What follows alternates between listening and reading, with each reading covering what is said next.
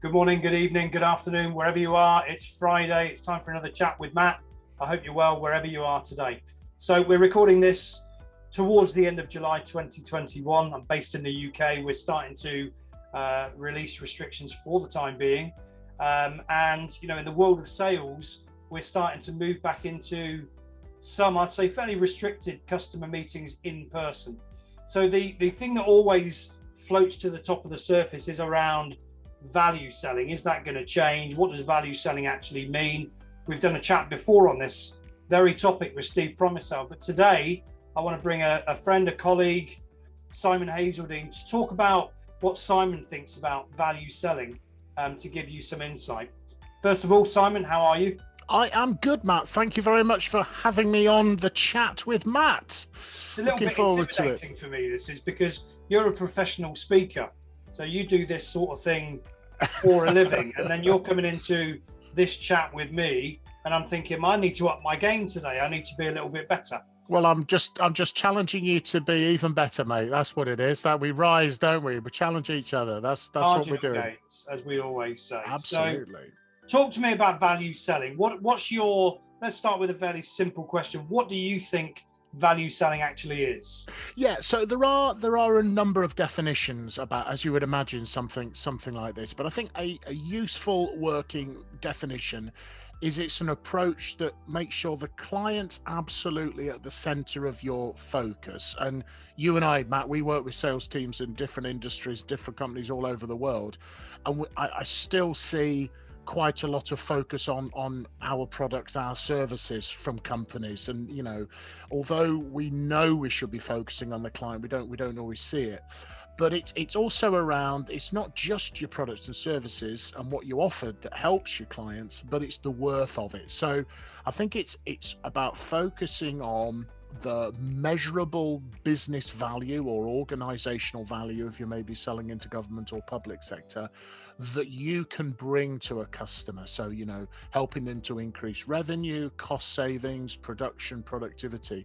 And it's about identifying what those value drivers are, what's most important to the customer, their organization in terms of where they want to be focusing on what they want to achieve, and then showing how you can assist in them to capture that value and to get those strong kind of benefits and needs.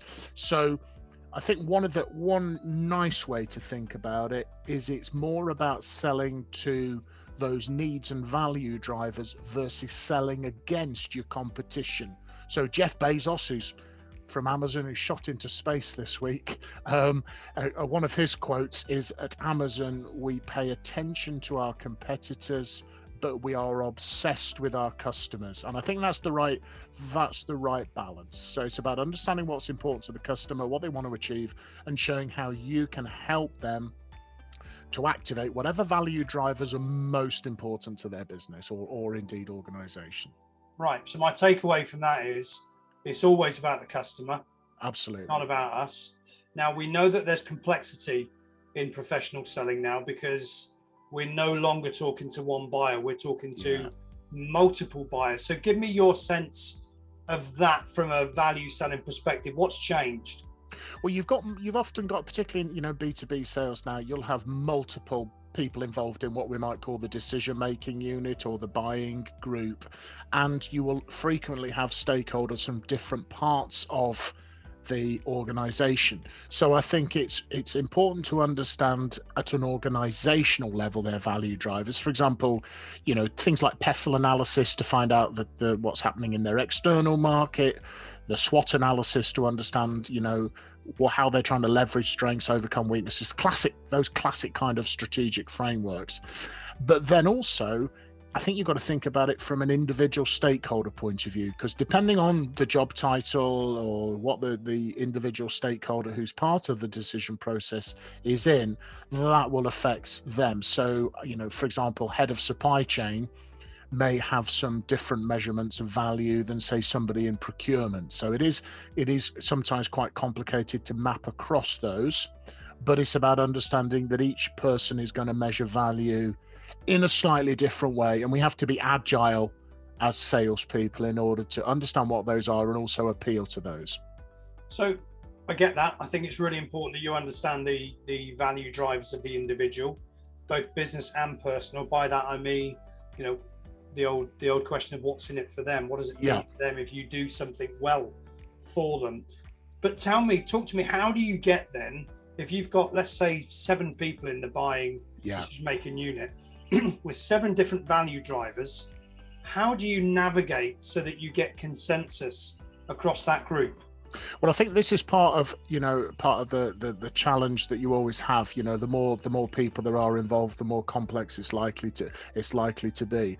But I think as much as you can get consensus about alignment on the overall corporate values and how, for example, if one of their key strategies is to expand revenue within existing customers versus, let's say, bringing in new customers, then you can appeal to that, the higher level of value driver, and then make sure that you've got the individual value drivers, I suppose, kind of nested under those.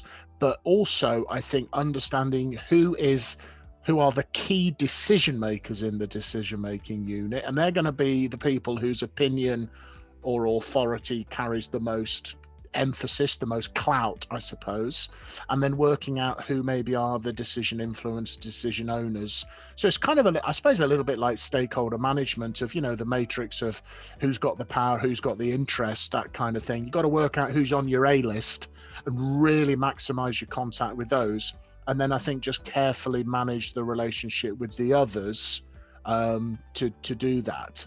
And it sometimes is a challenge because you can have people with strong personal motivations, but I think appealing to the higher value is probably the recommendation to go to, like, if it's the top of the pyramid, go for the top value drivers and then see what you can do to manage the personal ones as well.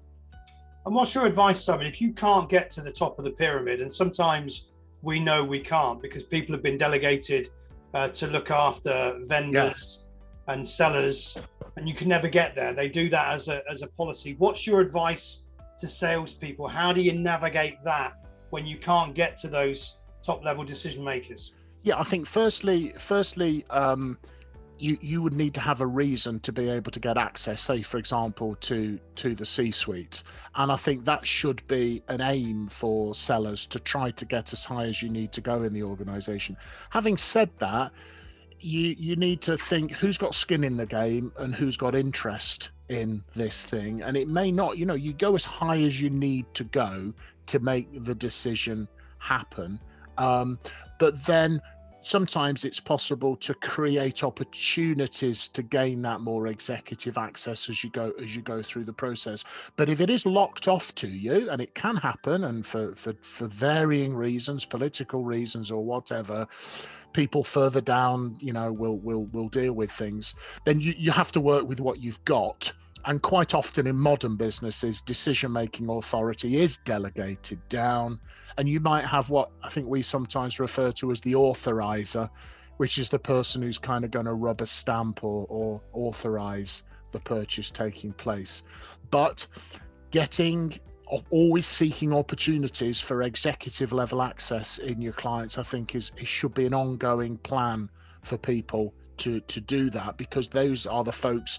The research shows that C-suite executive buyers are heavily involved at the start of the buying process, and therefore the earlier we can get in, the greater our influence, and we need to have that presence with those folks. But if they are blocked off, they are blocked off, and work as high as you can get in the organization with the people who are interested and have the authority. So as we get towards the end of our chat today, Simon, if you're giving advice to someone new to sales, or they're listening to this and they're saying, I'm not quite there yet, where do you start? What's your top tip? My number one top tip is it sounds a little bit of a trite cliche, but get out of your own head and get inside the customer's head. See the world through the customer's eyes.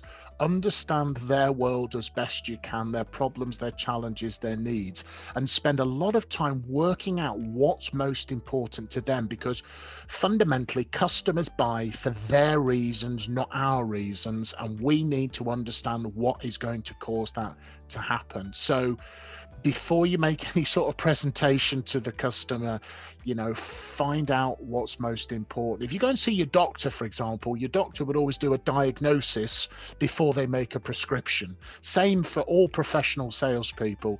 It's not possible to propose, a value proposition unless you've identified the customer's issues, challenges, and value drivers first. So customer first has to be the mindset. Great advice. So Simon, before I let you go, I can see all sorts of interesting paraphernalia in the background. What keeps you busy when you're not busy working? When I'm not busy working, I do attempt to go out and get some exercise and go running, which tends to be running rather slowly. And as you can probably guess from the bookshelf behind me, which is only one of the bookshelves in my office. You can't see the others, they're off camera. I am something of a voracious reader. So always reading really great books. Great. So as you're listening or watching this podcast today, and you think about where your focus is it internally focused? Is it in your head, or is it externally focused? Is it in the head of your customers, where you're trying to understand their perspective, their challenges, their pain points? What would your marginal gain be in order to move closer to a value selling approach? Think about that. It could make a big difference to your success moving forward. Simon, it's been a pleasure talking to you. Thank you for joining Absolutely, me today. Matt. Thank you for that. Enjoyed it. Have a great rest of your day, buddy. I enjoyed it too. Really insightful. And for the rest of you, stay safe as always. We'll see you soon on another chat with Matt. Thank you and take care.